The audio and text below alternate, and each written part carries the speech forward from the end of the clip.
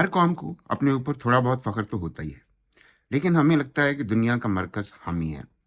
ہمارا یہ بھی خیال ہے کہ ہر امریکی صدر رات کو سونے سے پہلے یہ ضرور سوچتا ہوگا کہ کل صبح اٹھ کر پاکستان جیسے پرانے لیکن روٹھے ہوئے محبوب کو کیسے منانا ہے۔ پہلے ہم اپنے ایٹم بم کی جھلک دکھا کر وائٹ ہاؤس والوں کی نیندیں حرام کرتے تھے۔ اب امریکہ نے ہمارے میزائلوں پر نظر رکھی ہوئی ہے، لیکن پھر بھی ہر چند مہینے کے بعد ہمیں آئی ایم ایف سے 200-400 ملین ڈالر لینے کے لیے اس کٹھور محبوب کے در پر جانا پڑتا ہے۔ ہمارے فوجی ڈکٹیٹر امریکی صدور کو جفیاں بھی ڈالتے تھے، افغانستان میں جتوایا بھی، افغانستان میں ہرایا بھی۔